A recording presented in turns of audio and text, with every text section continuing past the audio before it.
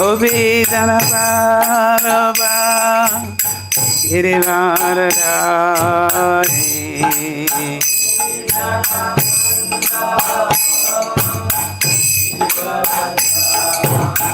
Yashodanandana Vajajana Vanjana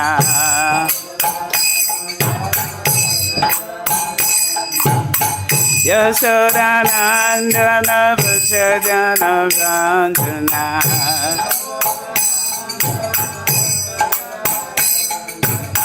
Yamuna Tira Vanachari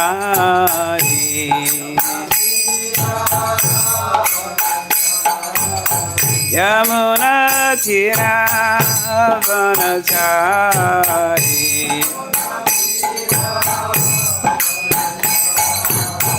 Jaya Radha Madhava Kunja Vihari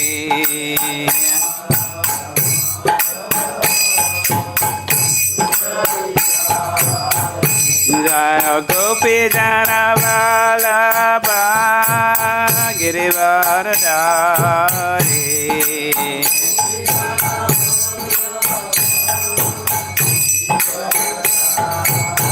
Jaya Gopijana Vallabha Girivaradhari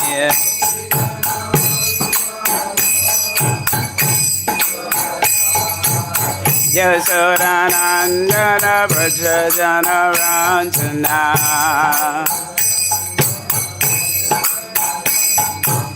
Yashodanandana Vajajana Vanjana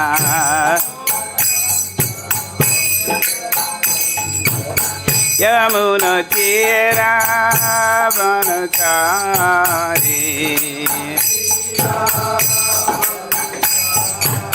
Yamuna Tira Vanachari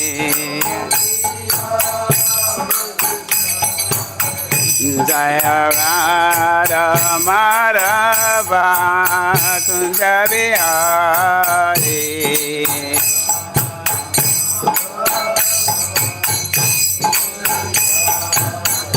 Jaya Gopijana Vallabha Girivaradhari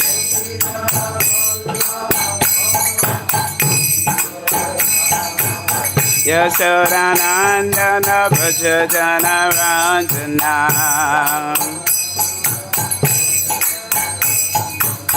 Yashodanandana Vajajana Vanjana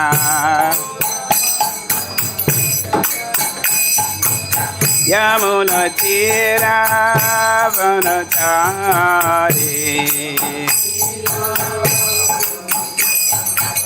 Yamuna Tira Vanachari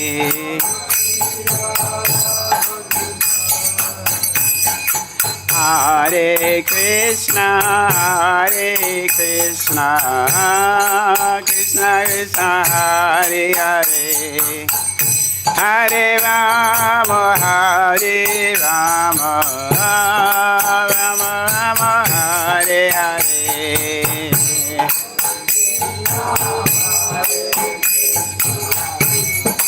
Krishna Krishna Hare Hare Hare Rama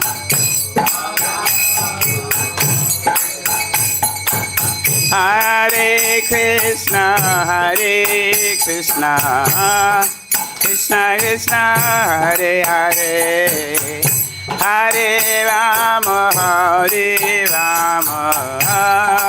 Rama Rama Hare Hare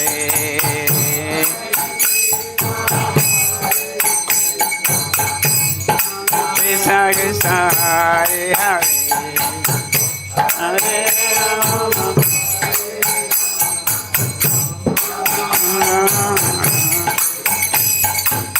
Hare Krishna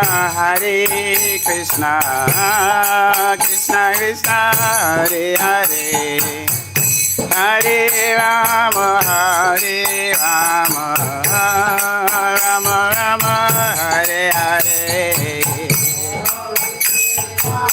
Hare Krishna, Krishna Krishna, Hare Rama, Hare Rama, Rama Rama, Hare Krishna, Krishna Krishna, Hare Hare, Hare Rama, Rama Rama, Hare Hare.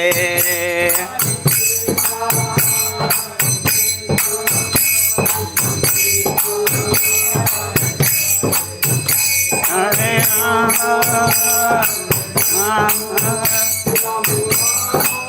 Hare Hare, Hare Krishna, Krishna Krishna, Hare Hare, Hare Rama, Rama Rama, Hare Hare.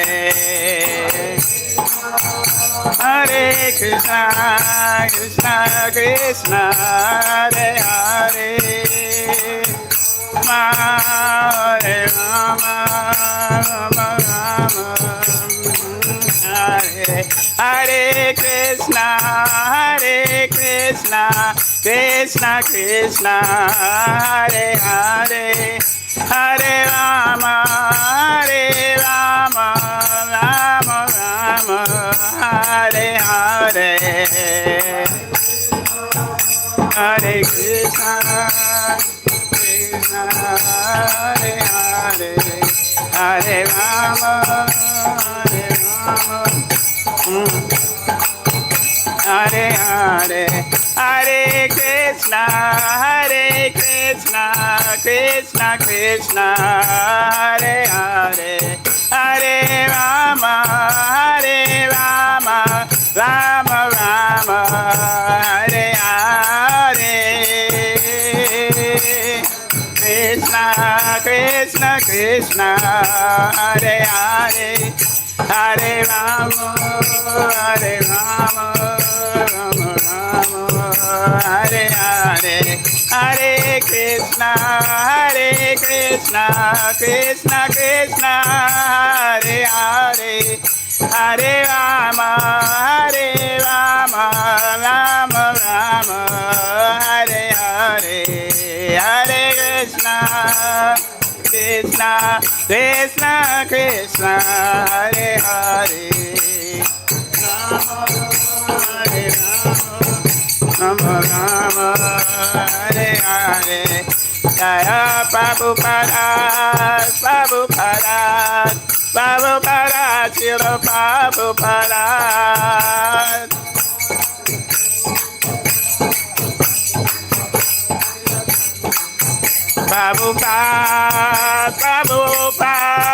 Prabhupada, Jaya Prabhupada.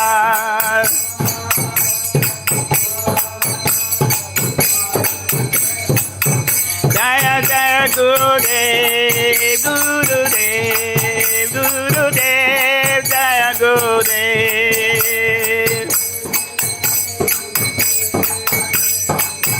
Jaya Jaya Gurudev. Jaya Vishnu Pāṇḍava, Bhaktaḥ, Santa Sri Srimati, His Divine Grace, A.C. Bhaktivedanta, Srila Prabhupada Ki Jai. ISKCON BBT founder Acharya Srila Prabhupada Ki Jai. Jaya Vishnu Paramahamsa Bhavakacharya, Asatotara, Santa Sri Srimati Bhaktisiddhanta, Saraswati Goswami Maharaj Srila Prabhupada Ki Jai. Ananta Koti Vaishnavrinda Ki Jai. Namacharya Srila Haridas Thakur Ki Jai. Prem se kaho Shri Krishna Chaitanya Prabhu Nityananda Shri Advaita Gadadhara Shri Vasadi Gaura Bhaktivinoda Ki Jai. Shri Shri Radha Krishna Gopa Gopinath Shyama Kunda Radha Kunda Giri Govardhan Ki Jai. Shri Mayapur Dham Ki Jai. Shri Vrindavan Dham Ki Jai. Ganga Maya Ki Jai. Yamuna Maya Ki Jai. Tulsi Devi Ki Jai. Bhakti Devi Ki Jai. Shri Harinam Sankirtan Ki Jai. Saṅga-varjitaḥ ki jai. Gaurapimanande, Hari Hari Bo. All glories to the assembled devotees. All glories to the assembled devotees. All glories to the assembled devotees. All glories to the lotus feet of Shri Shri Guru and Gauranga. All glories to Srila Prabhupada. Jai Srila Prabhupada. Welcome to the Bhagavad Gita class. And we're in the last verse of chapter 11, when Krishna shows Arjuna the universal form, his universal form. So what I would like to do is do a quick review, because this is the last verse in the chapter. And it's nice to do a review of the whole progression of the chapter. And we can have some nice discussion, because I was thinking that a lot of you, since I've been here almost 8 years in Vrindavan, I've seen you've come to the Gita class quite steadily, which means you also have a lot of knowledge about the Gita. And so I would like us to have an interaction and discussion on this chapter. And oddly enough, when I was reading and doing a little research, Prabhupada didn't do one lecture on this chapter at all, on the Krishna's universal form. And so I could kind of speculate that probably because he's attached to Krishna's eternal two-armed form, and because he's an associate of from the spiritual world. So, okay. Om Namo Bhagavate Vasudevaya. Om Namo Bhagavate Vasudevaya. Om Namo Bhagavate Vasudevaya.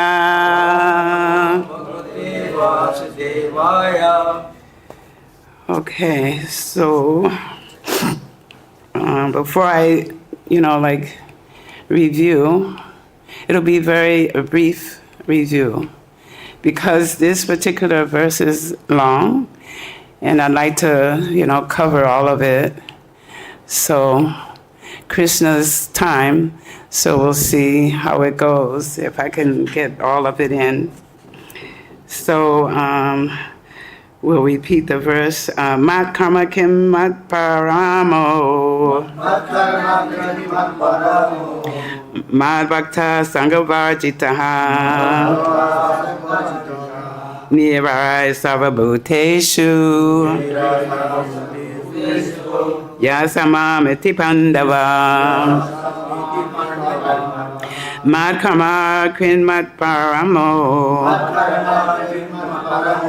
Mad-bhaktaḥ, saṅga-varjitaḥ.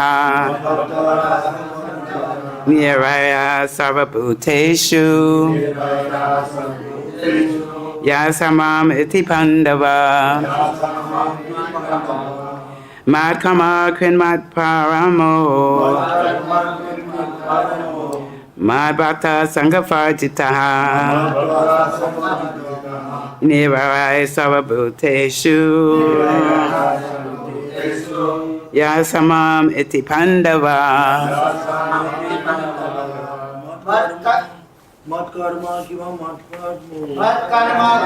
mat-paramo.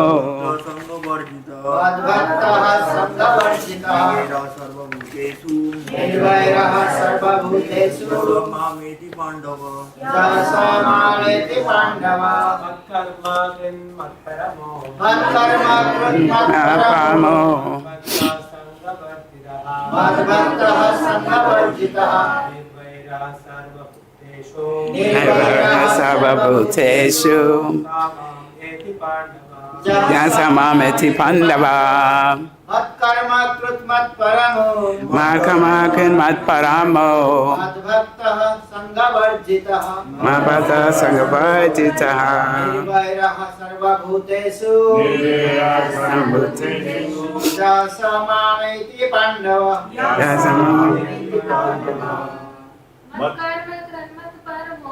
mat-karma-kṛn mat-paramo. mat-saṅga-varjitaḥ. nirvairaḥ sarva-bhūteṣu.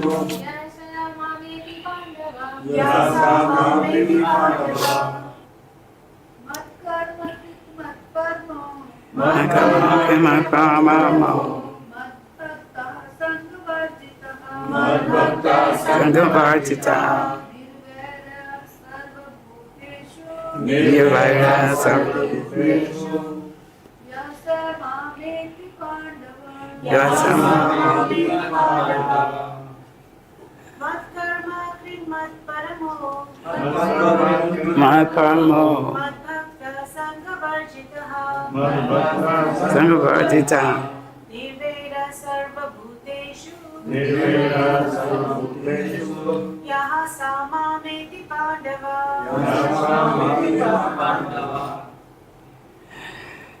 Word for word, mat-karma-kṛt, engaged in doing my work. engage in doing my work. mat-paramaḥ, mat-paramaḥ. considering me the supreme. considering me the supreme. mat-bhaktaḥ, mat-bhaktaḥ. engaged in my devotional service. engage my saṅga-varjitaḥ, saṅga-varjitaḥ.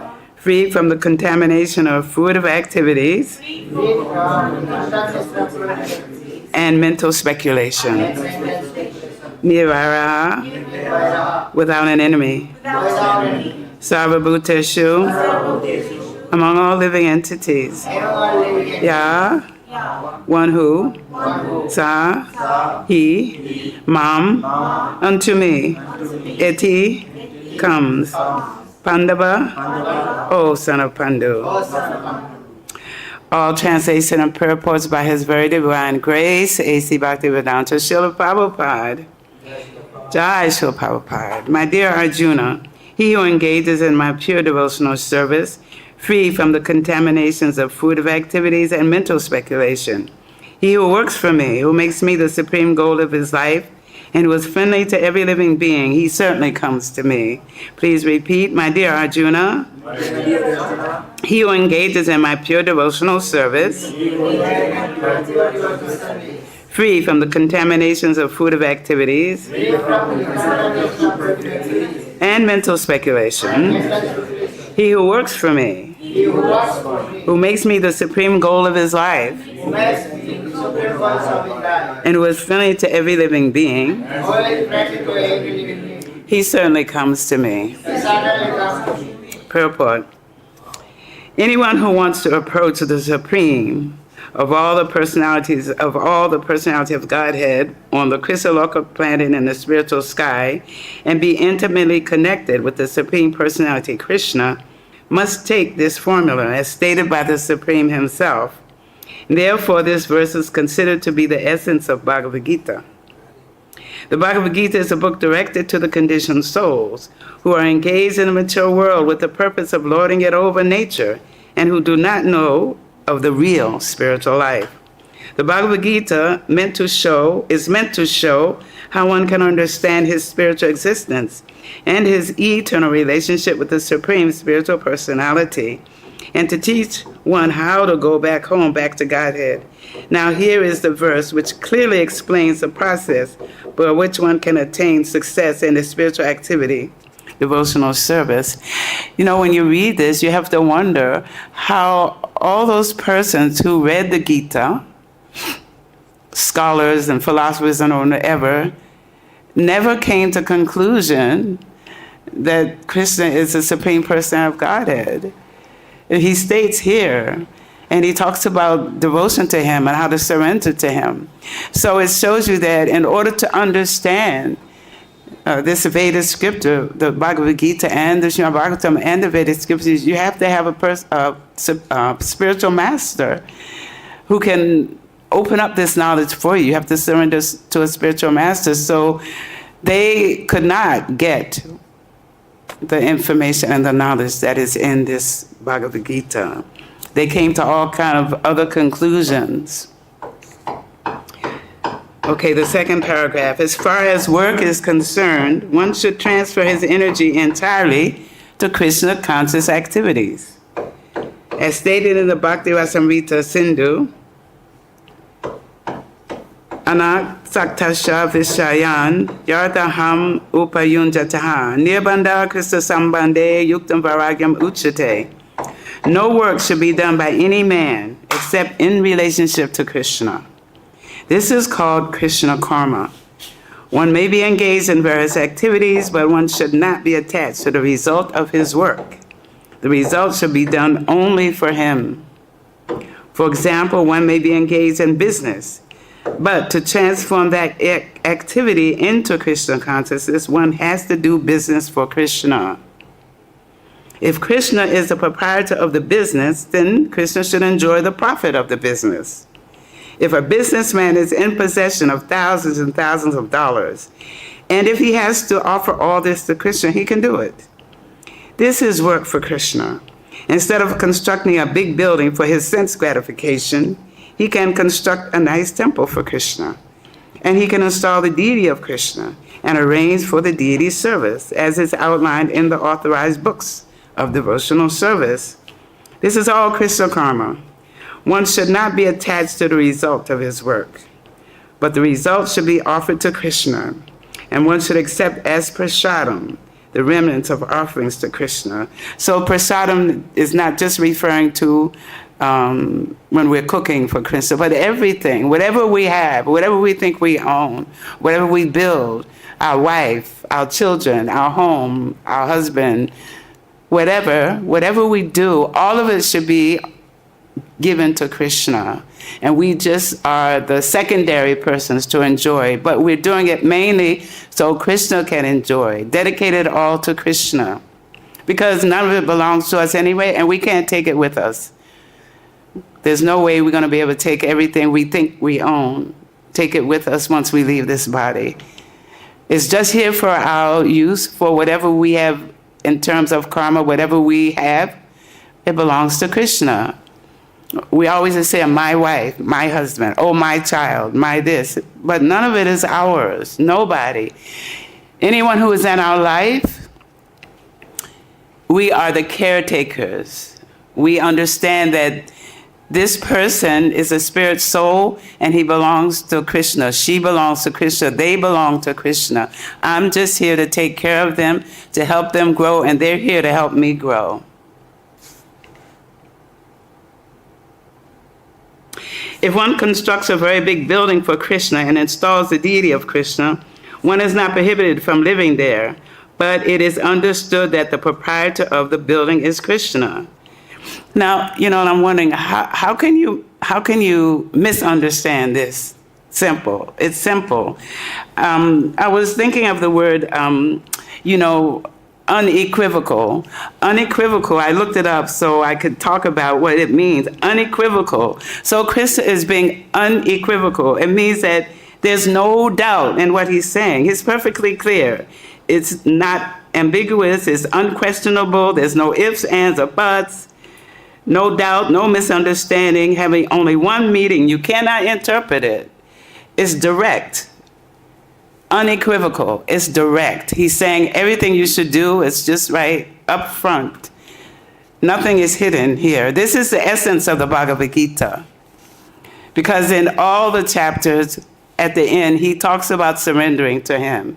And here he's saying, even though this chapter is entitled The Universal Form, and that form is temporary, it's temporary, it's manifested and unmanifested, just like the material world is manifested and unmanifested. So it's temporary. But at the end of this chapter, to make sure there's no doubt, even though he showed his universal form to Arjuna, and there was a reason for it, because Arjuna asked, but still, he's making sure at the end of this chapter, everyone understands that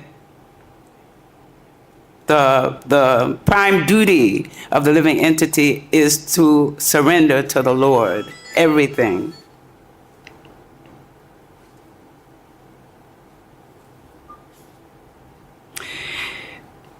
I was talking about the proprietor of the building is Krishna. That is called Krishna consciousness. If, however, one is not able to construct a temple for Krishna, one can engage himself in cleansing the temple of Krishna.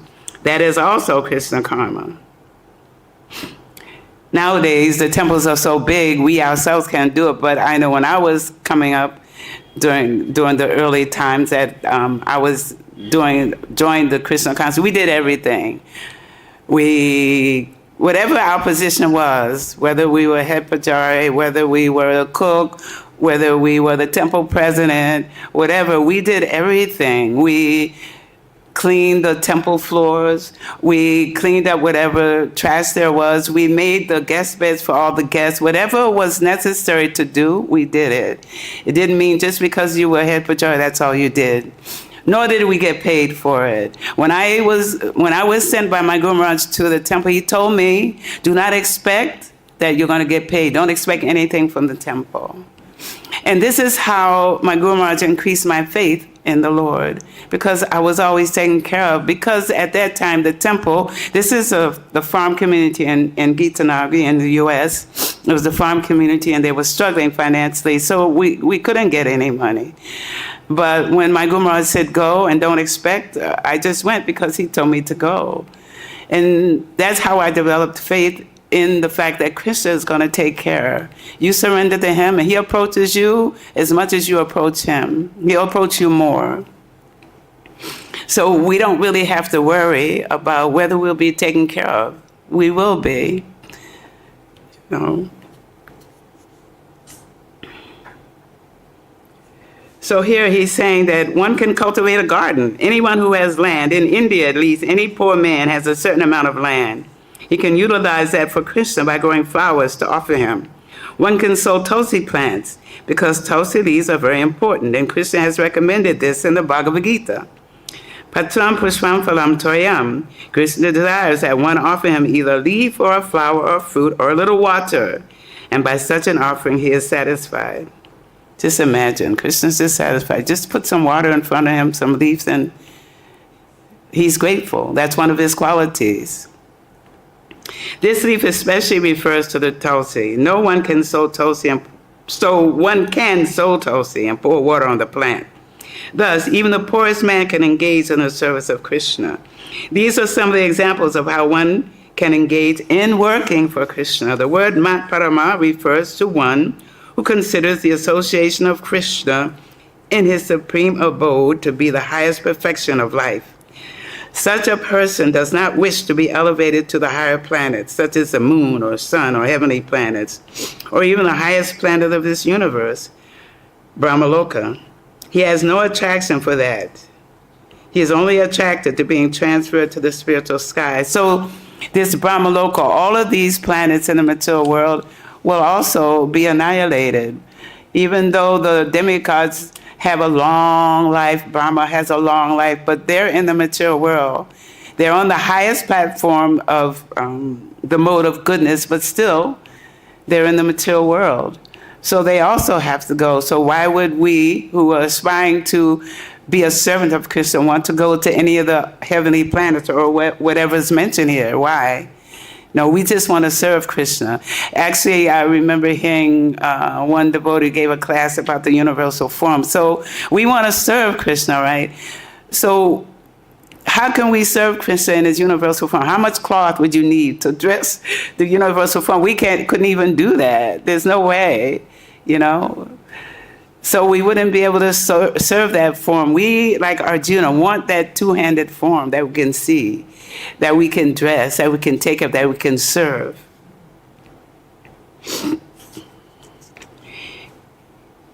He is only attracted to being transferred to the spiritual sky, and even in the spiritual sky, he's not satisfied with merging into the glowing Brahmajyoti effulgence, for he wants to enter the highest spiritual planet, namely Krishna Loka, the Loka Vrindavan. And I just read recently in Srimad Bhagavatam, chapter 2, Canto 2, chapter 2, what's the verse? The number of the verse. I think it's about 24. It speaks about how when you want to merge into the Brahma Loka, into the Brahma Jyoti, it means you don't get a spiritual body. You remain a spiritual spark. And you have to come back down. So I was really, like, that information for me was it was something I was looking for because I wanted to understand more. And so when you're looking to understand more about this whole Vedic scripture and what Krishna is saying and really studying Srila Prabhupada's book, it becomes revealed and you find what you're looking for. So then I found out, okay, they don't get a spiritual body. We get a spiritual body when we go. But those who want to merge, they don't get a spiritual body because they don't serve. They're not serving. They're absorbed in the rays of the Brahma Jyoti. He has full knowledge of that planet, and therefore he's not interested in any other. As indicated by the word mad-bhaktaḥ, he fully engages in devotional service, specifically in the 9 processes of devotional engagement. So, what are the 9 processes? Someone give me some names of the 9 processes. We know what they are because all of us are doing. Yes. Pāṇḍava, yes. Yes. Thank you. So we all know, because we're all here engaging in the services to the Lord. These services, we're hearing, we're chanting, we're doing all of that. One can engage in all 9 devotional processes, or 8, or 7, or at least in one. And that, he says, even one. And that will surely make one perfect. So the first one is hearing. That's the first one on the list, is hearing. We have to hear. The term saṅga-varjitaḥ is very significant. One should disassociate himself from persons who are against Krishna. Not only are the atheistic persons against Krishna, but so also are those who are attracted to fruitive activities and mental speculation. Therefore, the pure form of devotional service is described in Bhakti Rasamrita Sindhu as follows.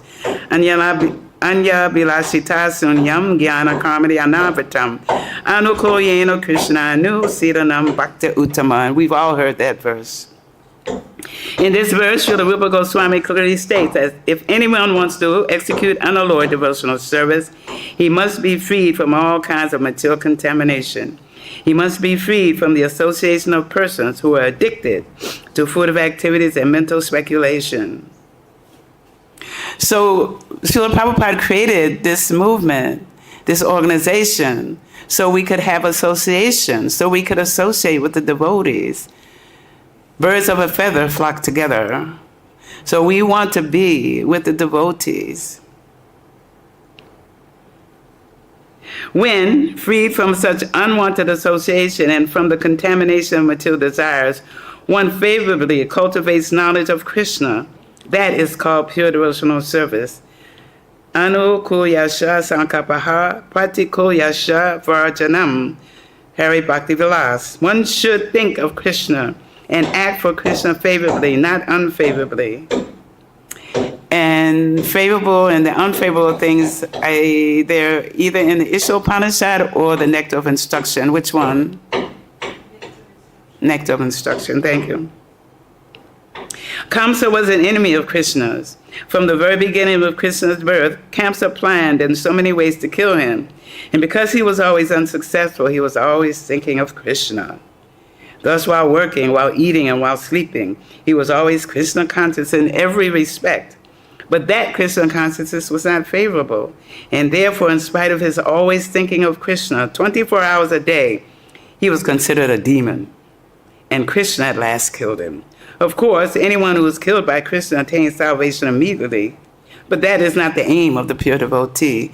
So we also know on the battle of Kurukshetra, all those who saw Krishna in the battlefield, all were liberated. Because they saw Krishna and Krishna killed them. We had Arjuna killed him, but actually Krishna killed them. They were already killed. That's what's shown in the universal form. He tells Arjuna, they're already killed. You're just my instrument. Just do what I asked you to do. He showed that they were already killed. Whether you do it or not, they're already killed. That's my plan. The pure devotee does not even want salvation. He does not want to be transferred even to the highest planet, Goloka Vrindavan. His only objective is to serve Krishna wherever he may be. A devotee of Krishna is friendly to everyone. Therefore, it is said here that he has no enemy. Nirvairaḥ. How is this? A devotee situated in Krishna consciousness knows that only devotional service to Krishna can relieve a person from all the problems of life. He has personal experience of this, and therefore he wants to introduce this system, Krishna consciousness, into human society. There are many examples in history of devotees of the Lord who risked their lives for the spreading of Krishna consciousness. The favorite example is Lord Jesus Christ. He was crucified by the non-devotees, but he sacrificed his life for spreading God consciousness. Of course, it would be superficial to understand that he was killed. Similarly, in India, also, there are many examples such as Thakur Haridas and Prahlad Maharaj.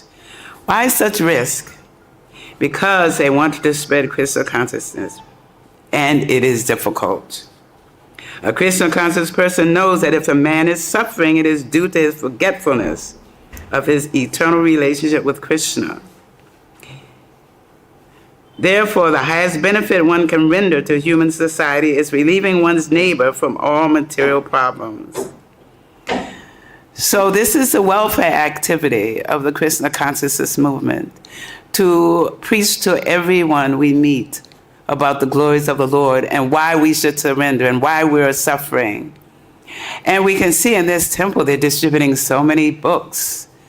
So many people are coming. I'm sure Srila Prabhupada is very happy to see that. But so many books are going out. So many of the devotees are going out preaching. In such a way, a pure devotee is engaged in the service of the Lord. Now we can imagine how merciful Krishna is to those engaged in his service, risking everything for him.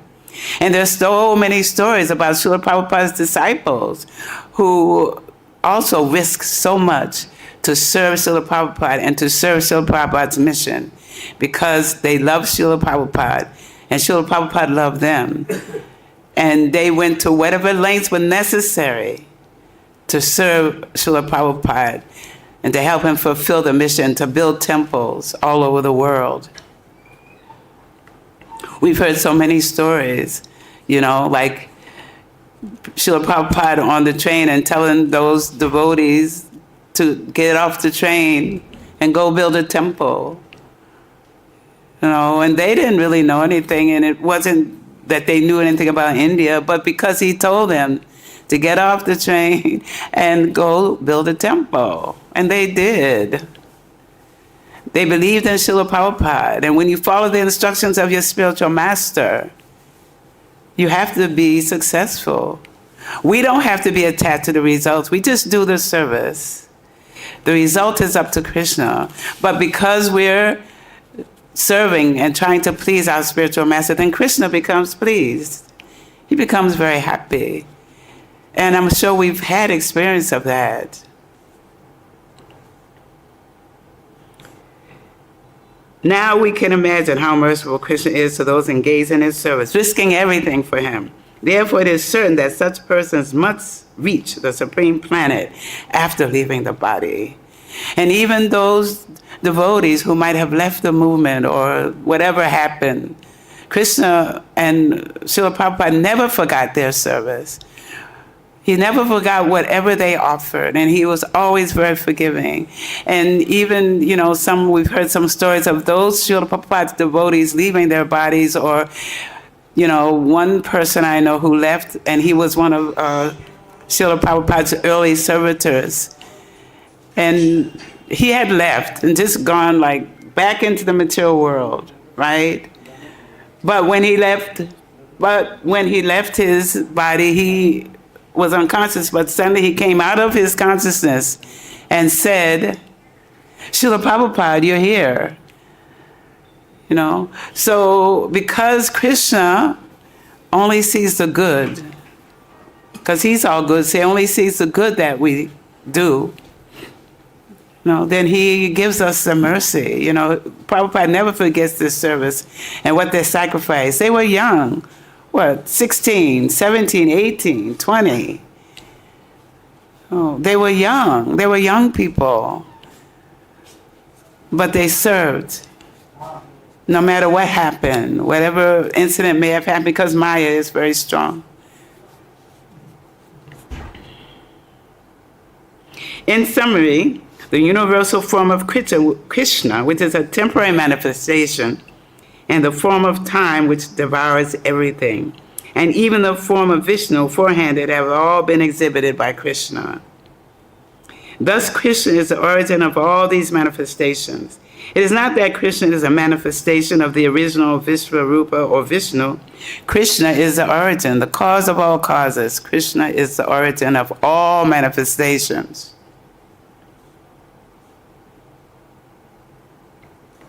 There are hundreds and thousands of Vishnus, but for a devotee, no form of Krishna is important but the original form, two-handed Shamasundara.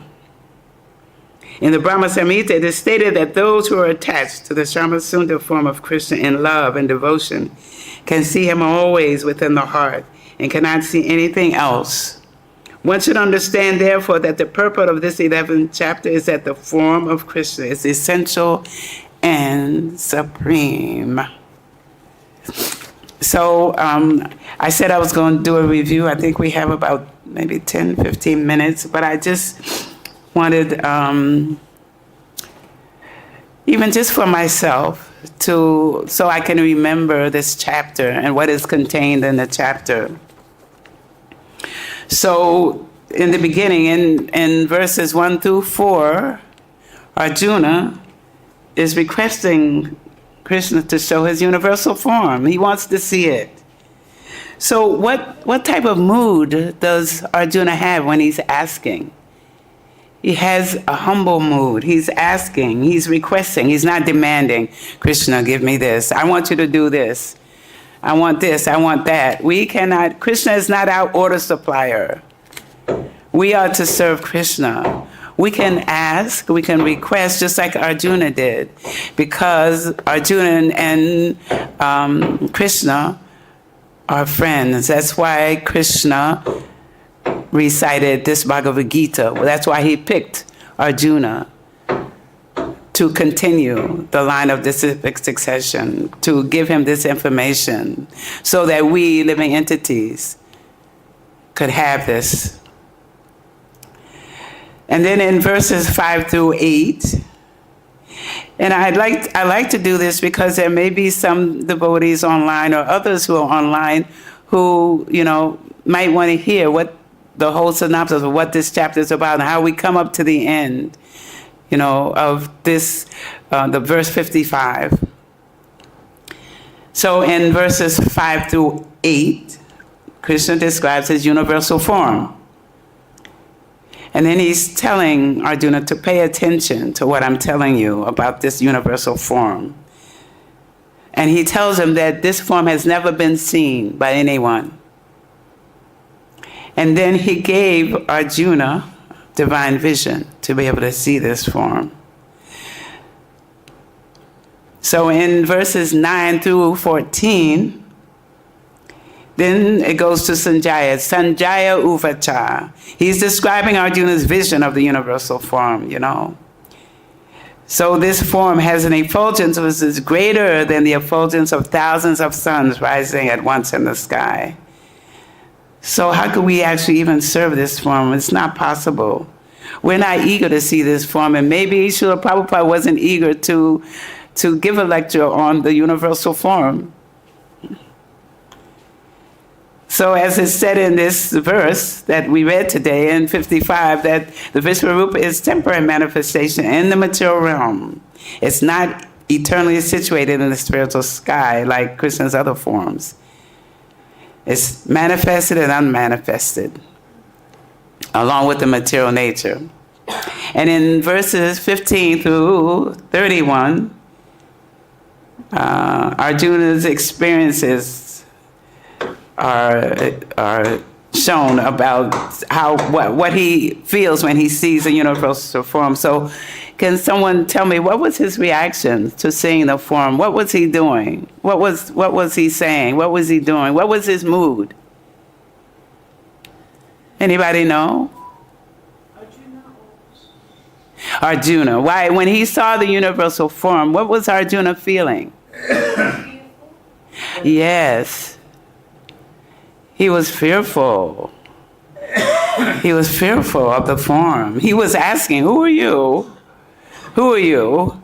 He's saying, who is this ferocious form, this Ugra Rupa? He was like, who is it?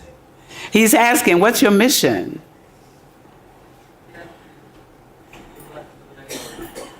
But yet he's also tells Krishna that he's convinced of his being the supreme being.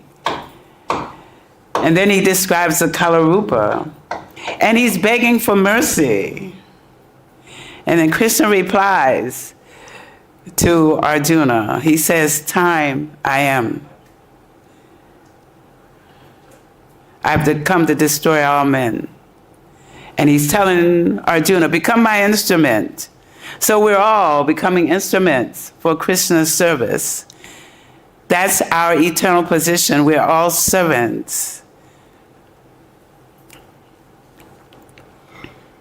And so Arjuna, in verses 35 through 46, he's offering prayers. And when you're doing prayers, there's an order of prayers. You just don't jump into asking for something or asking something of Krishna. First, you glorify. And all the prayers in the Srimad Bhagavatam, they start with glorification.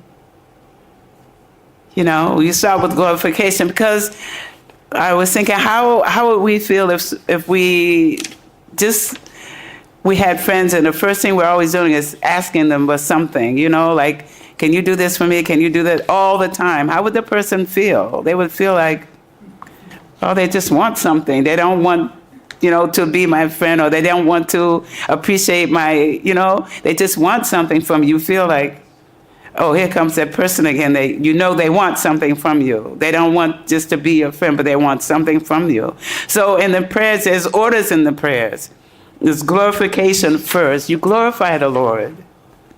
And then after that, what was Arjuna doing? All of a sudden he started doing obeisances to this direction, to that direction.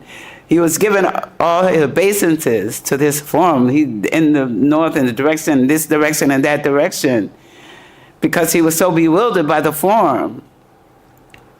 But he was giving, He was giving the obeisances. This is what we do when we see the Lord, when we see our spiritual masters. Any of the sadhus we see who come, we give obeisances when we see them. We give obeisances to our spiritual master. We give obeisances to the Lord when we see him. It's a good practice in humility to give obeisances.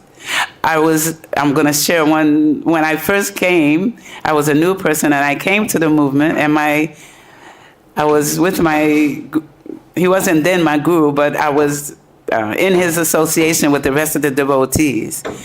And whenever he would come down the steps, he was upstairs and we were in the building, he would come down and every devotee would be giving obeisances, but me, I was just sitting there because I was totally ignorant. I was totally ignorant. And I was wondering, why are they doing that? Why are they falling down on the floor, giving, bowing down, because I took some time to really observe what was happening, And then after some time, he came in a dream to me and he told me, why you give obeisances? He said, I give obeisances to my spiritual master and you give obeisances to me, not because it's to me, because it's honoring the parampara, the whole line. So after that, of course, I started doing obeisances. And then Arjuna was apologizing. Why was he apologizing? What was his reason for apologizing to Krishna? familiar with Krishna, like I've joked with you, or slept on the same bed as you. Yes. He said, you know, we were friends. I was sitting on the bed with you. I was joking with you. I was taking you as my friend. So he was apologizing for that. He was feeling like, you know, like I shouldn't have done that. And then he requests, out of his fear and bewilderment, he said, please show me your four-handed form. And the reason the four-handed and the two-handed forms, so we could understand that both of these forms are eternal. The only one that's not eternal is the Vishvarupa. So in verses 47 through 55, Krishna is talking about pure bhakti. And in order to, that's the prerequisite for seeing any form of Krishna. So Krishna showed his form to Arjuna because he was pleased with him. But then because of Arjuna's fear, he withdrew the form and gave peace to Arjuna. And so in note, I made a note that in the verses exactly 52 through 55, the conclusion covers the glories of Krishna's special form in bhakti. And so we get the good fortune of serving the form of Krishna in the temple. And Prabhupada said that is exactly Krishna. It's not marble, it's not stone, it's exactly Krishna. And we know that those deities, Krishna Balaram, Radhashyam, Gaura-Nitai, they reciprocate with us. We can feel the reciprocation. So I'll end the class here, and if there's any comments, any questions, any corrections, if you want to add something of your experiences, we can do that. We can share with each other.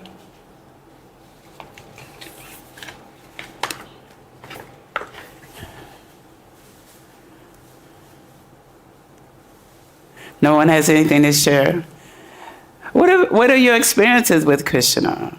Someone must have one or two experiences with Krishna. Knowing, you should know, you know that Krishna has reciprocated with you. Everybody has.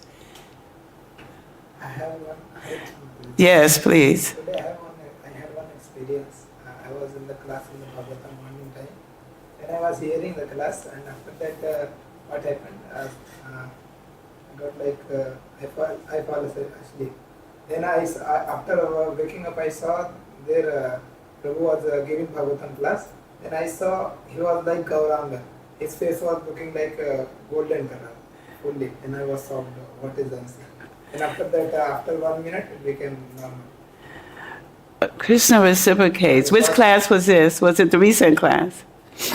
Today only. Oh, today only. That was Vasparayana Prabhu who gave class. Yes. Mm-hmm. I saw he was looking like Gauranga. His face was looking fully golden color. Mm-hmm. Anyone else? I have so many. I started writing them down, but I had one just recently. I went to Nepal for dealing with visa issues. That's a whole another story. And in the taxi going to the airport, the taxi had stopped at a light. And this is a small one. There are others I've had, and I'm trying to write them down now because this increases my faith that Krishna is paying attention. So this young girl came to the window. The window was a little bit down, and you see people in the street who are selling things and sort of begging for monies and all, right? So she was at the window and she was asking me to buy tissues. I saw it, but I didn't see it. Then I turned away, but then I turned back around, and she said, Hare Krishna. And then I was like, oh, okay. And not only that, but the tissues, she had tissues, and I had a really bad cold. I had a really bad cold. My nose was running and everything, and I didn't have any more tissues left. And she had 4 packs. And so when she said Hare Krishna, I turned back around. I said, oh, Krishna's wants me to give her something because she has tissues. Why would she have tissues? You know, most of them don't have things like that. They have like flowers or water, but she had tissues, exactly what I needed at the time. Exactly what I needed, because I didn't have any. And so I gave her, she asked for 100 rupees, which was a lot for tissues, but I gave her the 100 rupees because when she said Hare Krishna, I knew it was Krishna. He wanted me to give her the money because she had what I needed. So I gave her the money. And this is just, you know, like a small event, but Krishna, we are beginning to see, as we advance in this movement, we're supposed to see Krishna in everything that happens, whether we think it's good or bad or whatever. You know, so I'm sure we've all had that experience where Krishna, whether it's a big thing or a small thing or whatever, we've all had the experience that, wow, this is Krishna. There has to be Krishna. You know? And so it really like made me keep thinking of Krishna. I mean, it was a small thing, but Krishna even takes care of the small things. It doesn't matter how small it is. He takes care of the small things. So if no one else has anything to share? No? Okay. Thank you so much for coming to this Bhagavad Gita class. And thank you for allowing me to share with all of you. Hare Krishna.